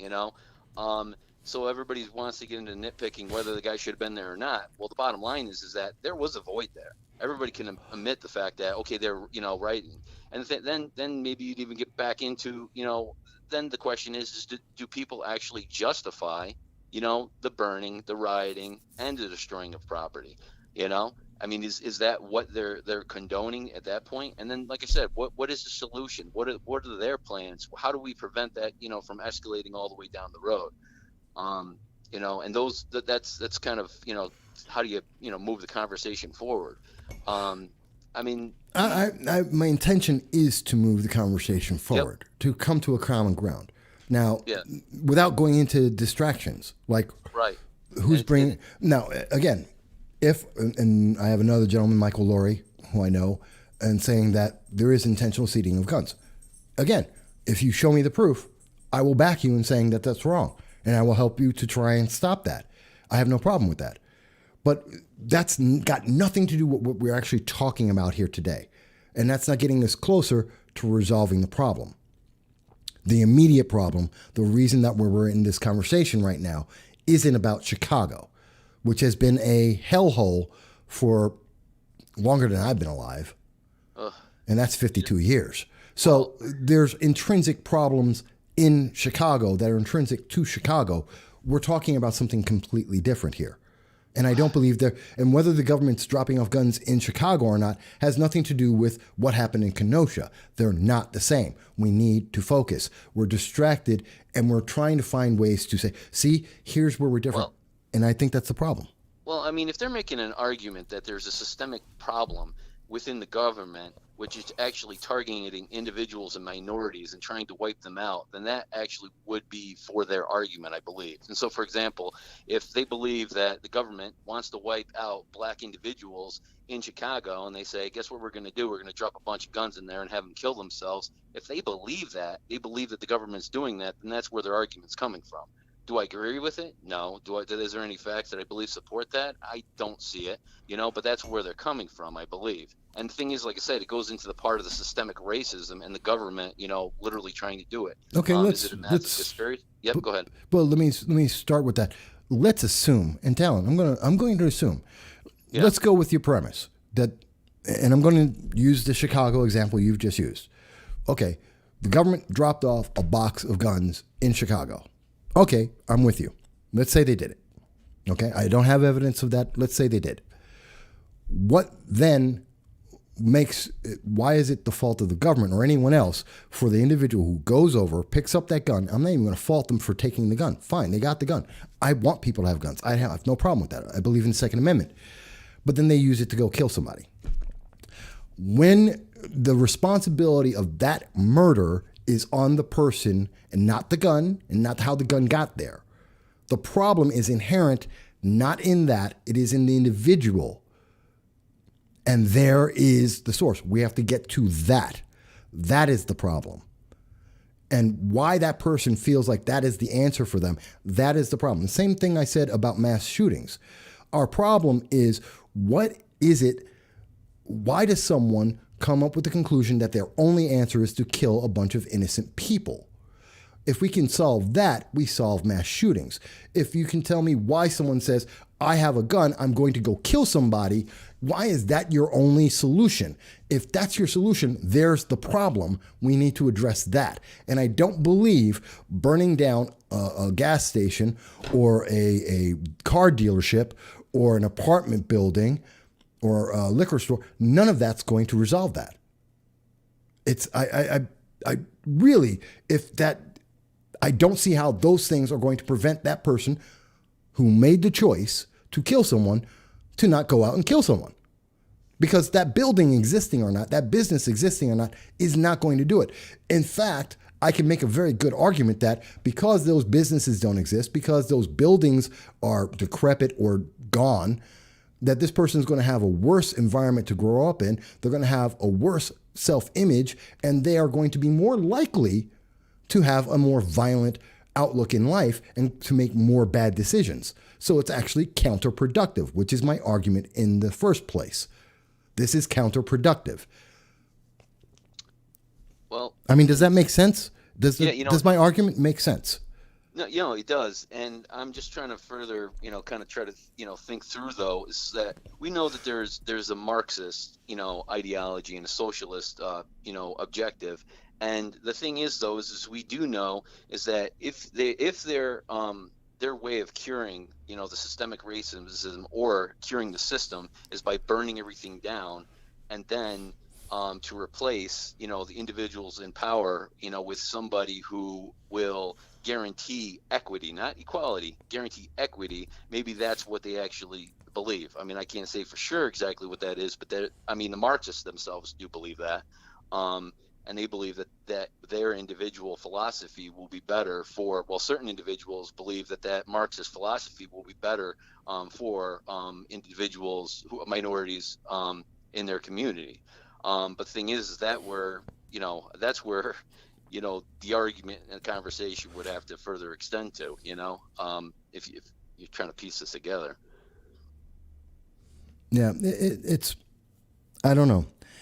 And I hope it's, let me take a moment here with you, Jason. Sure. And I think the screen froze for a second here. Oh, yeah, it did. Hang on, folks. I didn't even notice. One of my camera's battery died. And I didn't even notice. So I don't even know how long the screen was frozen. But I want to take a moment and just pause because there's a lot of passion here. And there's a lot of, I want everyone to take a moment to just pause. Because we got a lot of emotion and a lot of passion here. And I don't think we're all at odds as much as it may seem. I think there's a lot of emotion clouding the path And I want to ask, I want to make sure, from what you're hearing, Jason, and I want you to be as honest as possible. I'm trying to be as unemotional about this. Passionate, yes, but in terms of what I'm talking about, unemotional about what I'm trying to present and why I believe this. Is that coming across, do you think, or am I being emotional?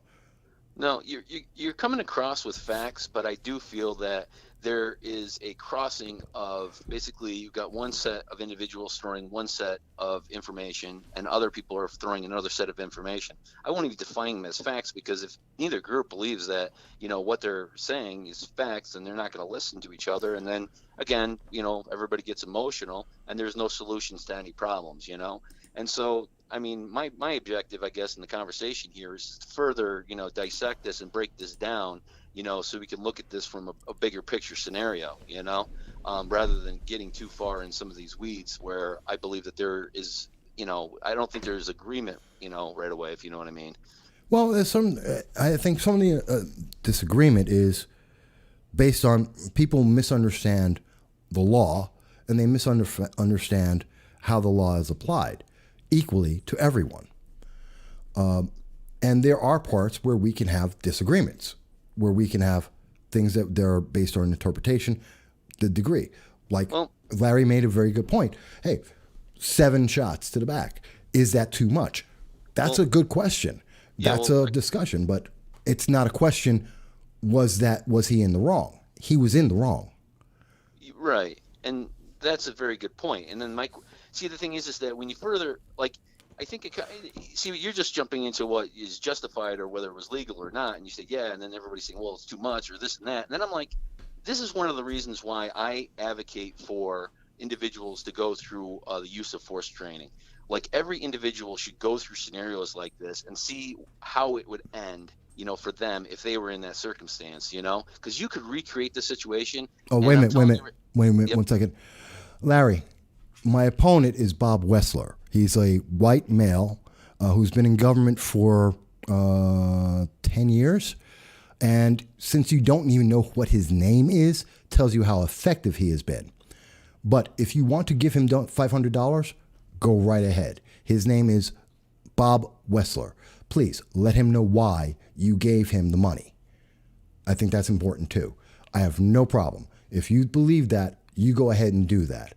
Because I will win or lose based on my principles and standing on them and my attempt to make our community better and doing it effectively, which I don't believe he has done. And the fact that you don't know his name tells me, and the fact that you probably searched for it and you didn't see it, tells you how effective he is. But I didn't want you to think I forgot that. I'm not threatened by that. Go ahead. I want you to vote. And if you're going to vote against me, vote against me. But go ahead. I'm sorry. Yeah, where was I? I'm sorry. No, what you're saying, it's people understanding. I mean, it's a good point. There's 8 million people who bought firearms. 50% of them are first-time gun buyers right now. And every single one of those individuals should have training. They should know how to use that firearm. They should also be aware of the laws in their states on how that firearm can be legally used and in what situations. But we're not seeing that. And that's a problem.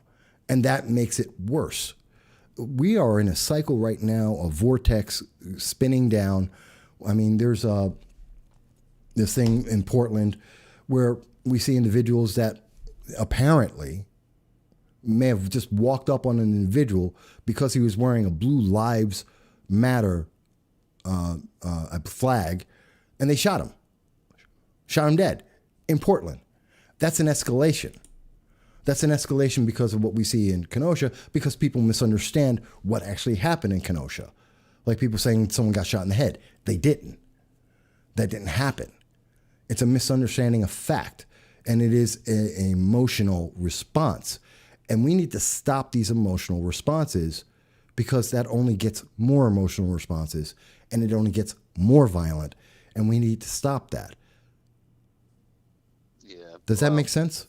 Yeah, I mean, there's political. I mean, look, right when the situation with the Jacob Blake came out, the politicians were very quick to jump to conclusions, and immediately completely throw away due process and already convict the officers of murder immediately. I that's just a fact of what they did. And honestly, I did not see pushback. And the thing is too is even conservatives and Republicans are very reluctant, to even, allow it to, to try to push people to step back, say, hey, look, we don't have enough evidence, we don't have enough video, we don't know.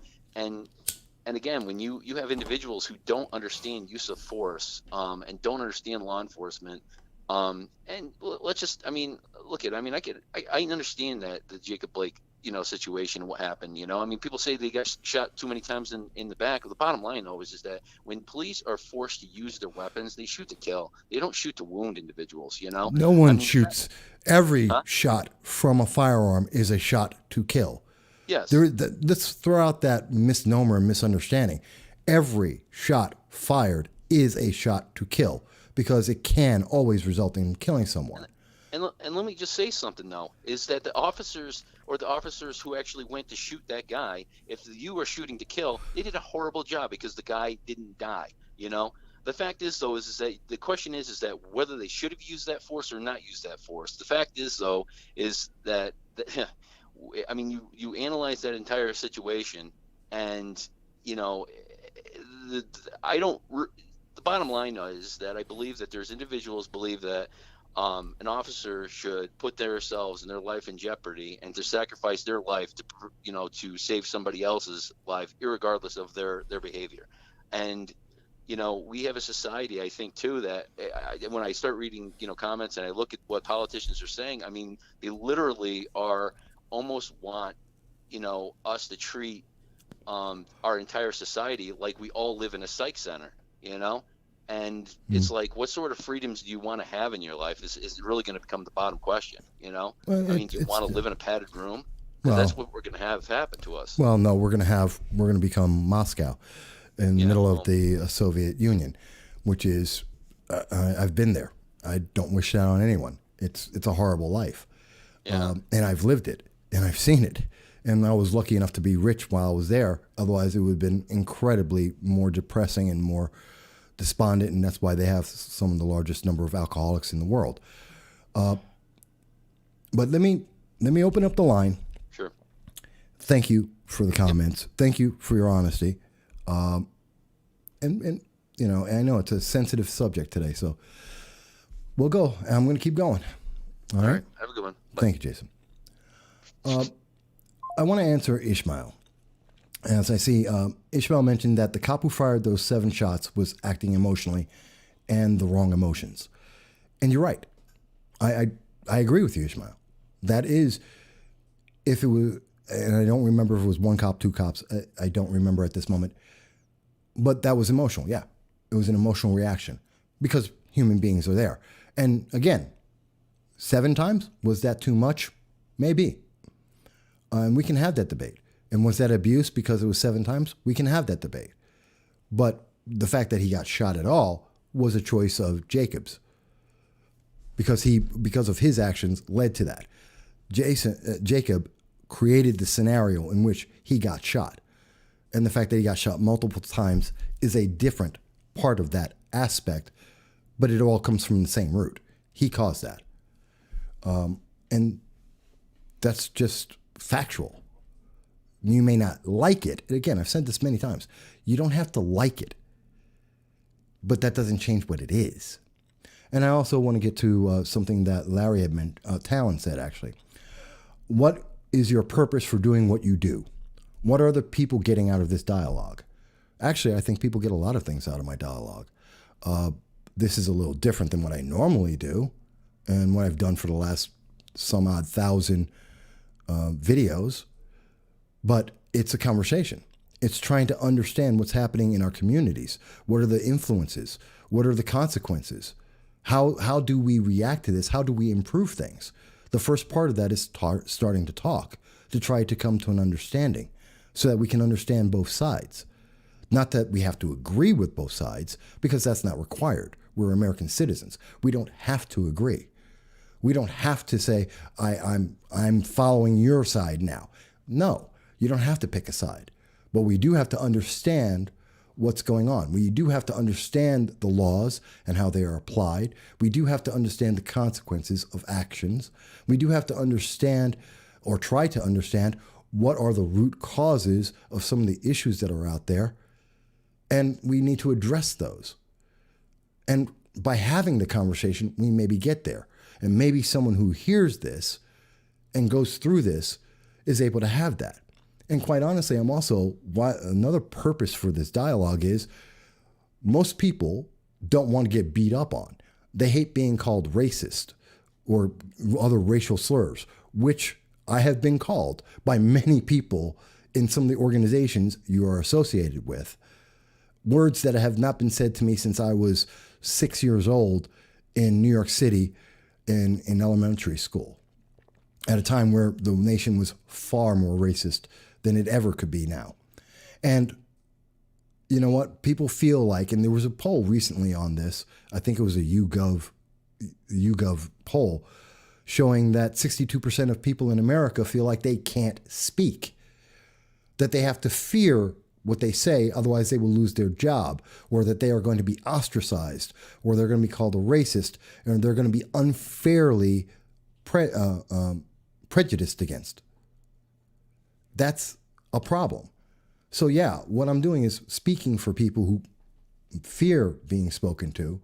I'm speaking to issues that people want to talk about, but maybe they can't because they don't do it well, or maybe because they don't know all the issues and or as much information. Maybe they want to find some of the information I'm putting out there. Maybe they want to learn more, which is why I include links at the end of every time I do these. There's links there. I've been doing it for a long time. So you may not see the value in this, or you may not agree with it, and you may not feel good about it, but that's not why I do it. This isn't for your personal benefit or for your emotional benefit. It's not even really for mine, but I believe it's important. And that's why I do it. And that's why people watch. You don't have to agree. You're not mandated to be able to watch this.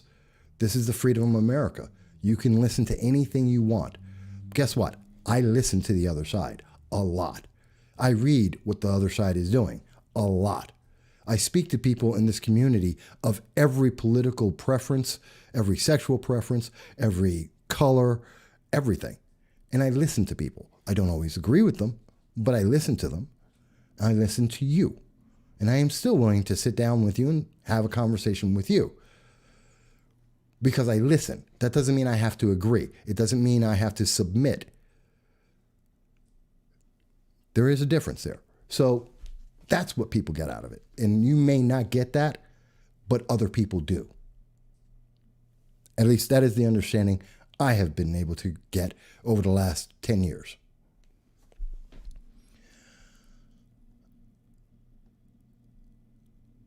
Ishmael mentions, so we can shoot people now in self-defense. Actually, you always can shoot people in self-defense. That has always been a fact, given the circumstances. Again, look at the law. New York state law, which is different than Wisconsin, which is different than Illinois, but look at the law. And yes, in every state, for those who are able to legally own a firearm, yes, you have the right to defend yourself if you are in fear of your death or that of someone near you. You are able to legally defend yourself as long as you are not being an aggressor. That is a fact.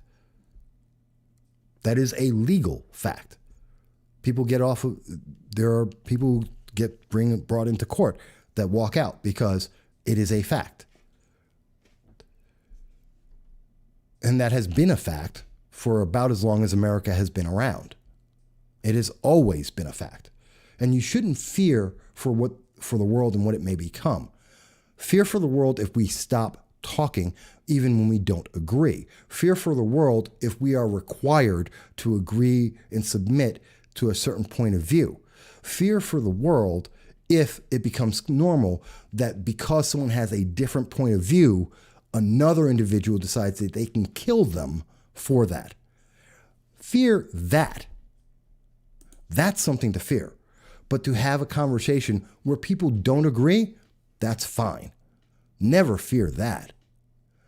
The fact that people own firearms, 160 million people, roughly 1 out of 2 people in America own a firearm. There are 350 million firearms in America. You haven't been shot yet. There's no reason why you should, unless there is something that is causing that. Now, if you're trying to be an aggressor and trying to harm someone where they feel like they're going to be killed, then you might have something to worry about. Otherwise, you really shouldn't, because most people don't. Because if 160 million people with 350 million guns were a problem as a group, there would be no other side talking about it. That's why China rules as they do. They have all the guns. That's why Venezuela rules as they do. They took away the people's guns. That's why Cuba rules the way it does, because they took away people's guns. The problem is not the guns, it's the people who hold the guns and how they use them. And in America, whether people want to accept it or not, because it may not feel right, the answer is, yeah, you're actually safer. You have a lot of safety. Because if it wasn't like that, you'd already be in trouble. God, there's a lot. I will be responding to comments. There's just so much, and I am so far behind what everyone else is talking about, and I'm trying to catch up.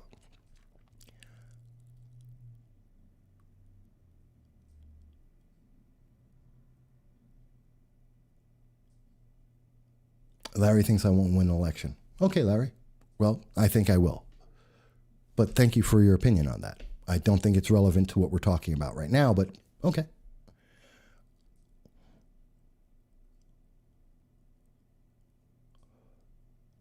Zealandzen,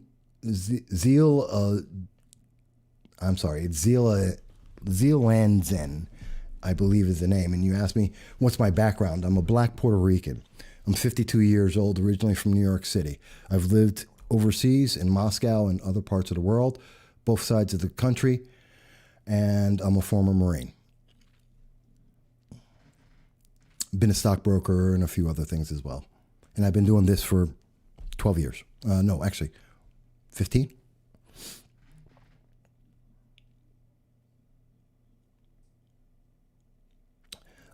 Why do you keep saying I'm lost, Talon? You keep saying this. And that's a personal statement. That's a personal, honestly, it's a personal attack. And you're coming at me because you don't agree with me. But that doesn't mean I'm evil. That doesn't mean I'm lost. It means I'm not where you are. There's a difference. I don't call you lost, and I don't say that you're on the side of oppression, even though we have individuals who support BLM and have killed individuals, that they have destroyed property, that they burned buildings. Hey, in our area, it is alleged and believed by many that they may have burned a playground. And I have yet to say the words, oh, you're lost because you're on the wrong side. That's personal. That's an emotion. I'm not being emotional. I don't agree. And there are people who I do know who have made more aggressive actions towards me. Them, I would say, hey, yeah. And I've mentioned it before, who that individual is. I don't even want to get into that right now, but drop the emotion. I'm not being emotional. If you tell me you don't agree, you don't have to. But you're not winning me over to your side by saying you're lost. It doesn't work that way.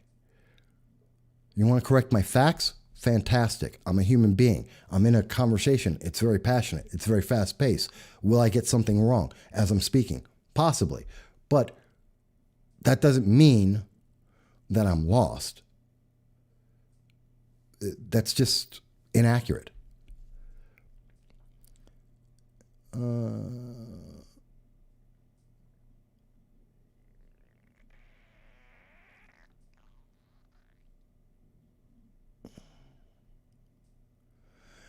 I'm trying to keep up with this, so give me a second here, folks.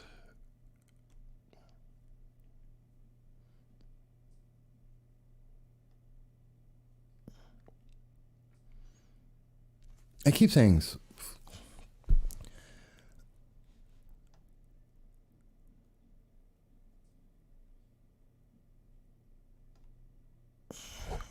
Trey Black. Hey, Trey.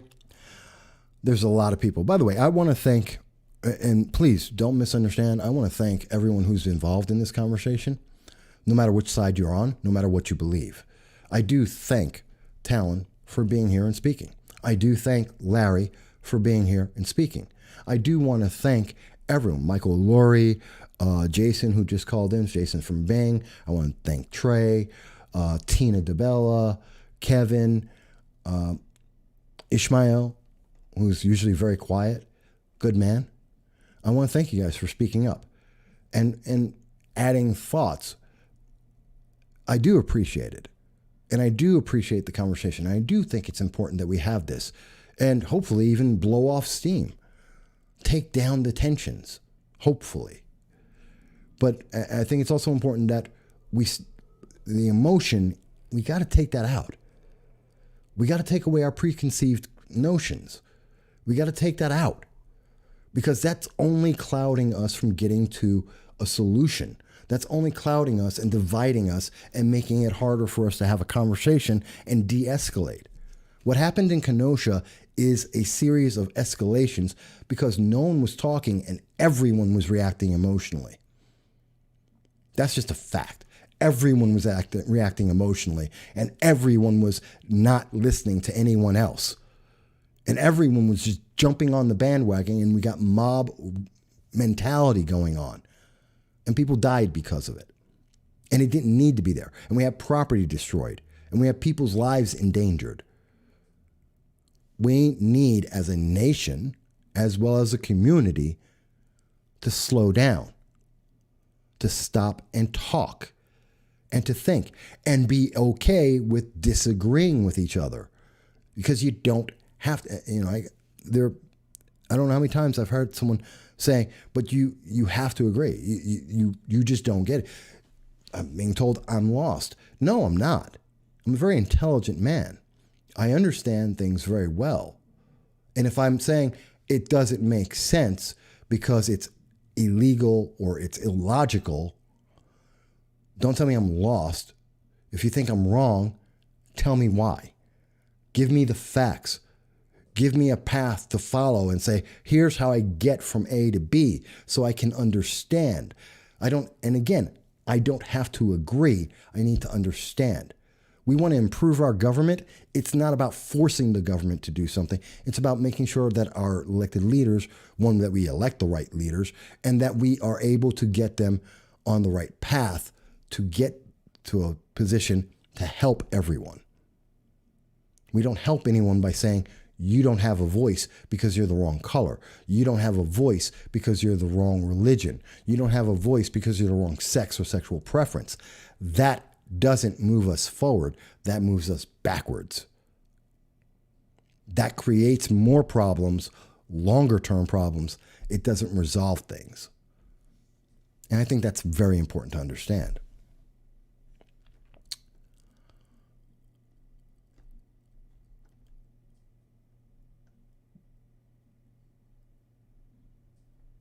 Wow, there's just a lot of stuff here.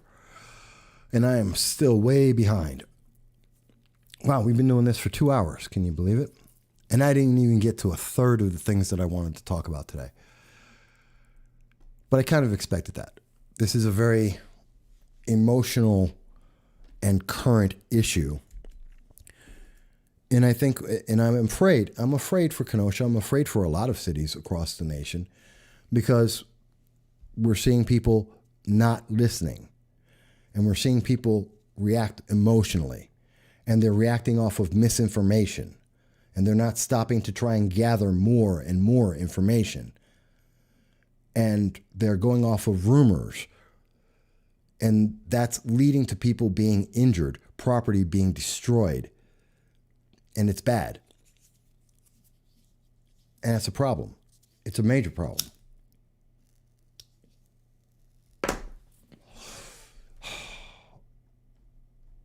And I do promise that I will be reading through a lot of this. And by the way, Trey, I don't have anyone blocked. I don't block people. So if you don't see a comment from someone, then that's something else, but it's not me.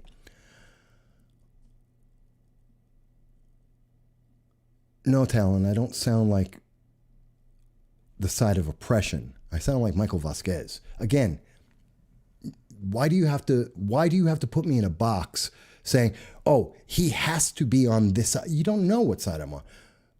I'm telling you what the facts are. I'm trying to discuss facts of the situation, trying to get to a root of it, and you're just telling me I'm an oppressor. And by the way, as I understand, according to Black Lives Matter plot, Antifa, the progressive movement, I can't be because I'm black. In fact, I'm black and Hispanic. I can't be. So I don't understand that. And again, that kind of logic doesn't make sense to me.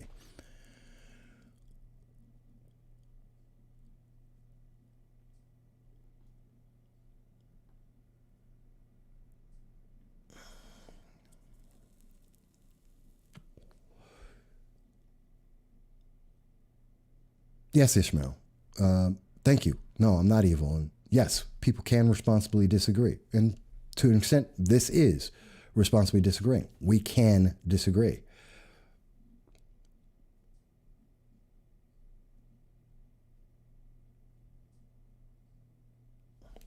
Larry, I'm sorry I lost you. Larry's mentioning that I lost him. He was a follower for a long time, following a lot of stuff I did, and he doesn't agree with me now, and so he won't follow me. I'm sorry that you've come to that decision, Larry, but I will still be here, and I will still continue doing the same thing I've been doing for the last 15 years. And when you're ready, you can always check back in. Best I can tell you.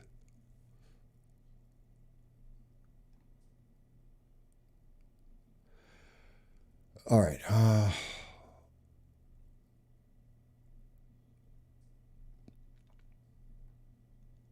Okay, some of this is descending into personal statements, which I do not want it to be. And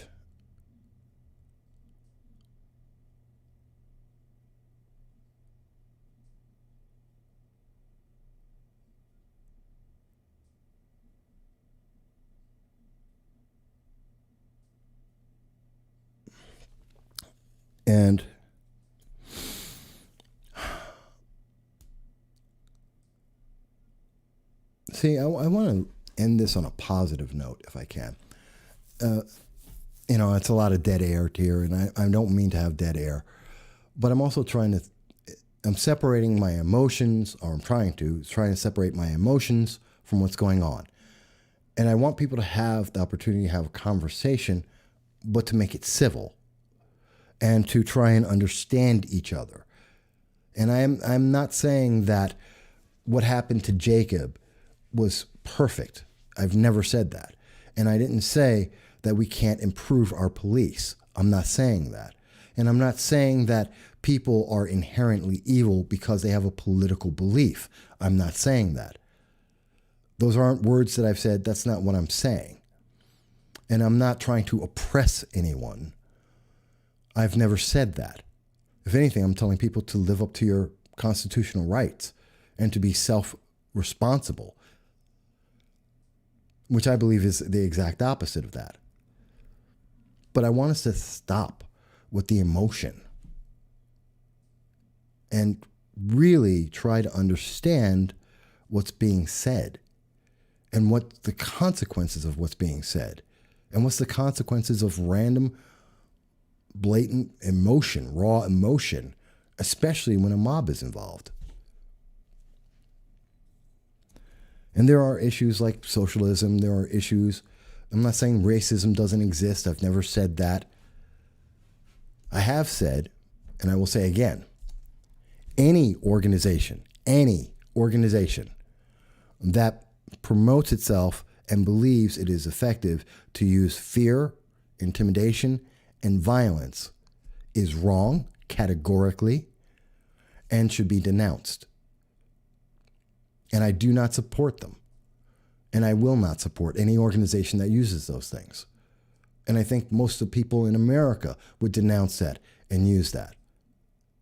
And there is no racial slur. There is no claim of being lost or anything else that anyone can throw. And I'm not saying that anyone here has said that, but I have heard it from others. None of that changes that that's something that I think we all fundamentally can agree with.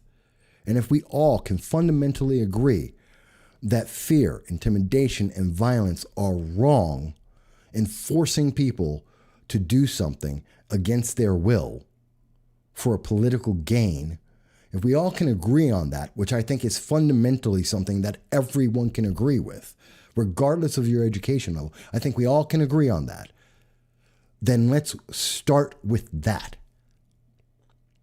Which means stop the violence, not the protests. Protest all you want. Stop the violence. Stop the looting. And stop reacting emotionally. And then from there, maybe we can start to get to some common ground. Maybe the officer was wrong for shooting 7 times. We know that Jacob was wrong for what he did. 2 truths can't exist at the same time. The question isn't which truth should we choose. Choose all the truth. But let's try and resolve the issue, the root issue.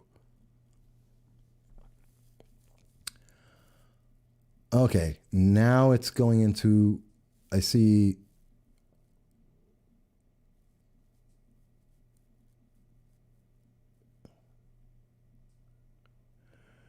yeah, people, you know what? This isn't about Colin Kaepernick. And I've had that conversation about Colin Kaepernick. And I have said what I believe about that and why I believe it. Where the conversation is going into very weird. Some of the conversations are going into odd places. I don't know. You know what? Over 2 hours. And I believe there has been some productive things said today. I think there, on all sides, I think there is some value in some of the conversations that have been had, and some of them not. I want to believe that if we can all come together with that understanding, if we can come to the understanding that we all agree that fear, intimidation, and violence to force people to do things or believe things or accept things, that's wrong. Let's all agree with that. Let's start there. Let's use that as our guideline. Let's set that up as our guide rail and start with that and move forward from there. Let's start there. Let's drop all the emotion, drop the race, drop everything else. Let's start with that. Because it has nothing to do with race, it has nothing to do with politics, it has nothing to do with religion, sex, sexual preference. It's got nothing to do with anything except we agree fear, intimidation, and violence for a political gain or to cause people to do something that they wouldn't do is wrong. And we denounce it. Let's start there. And then let's have the conversation going further.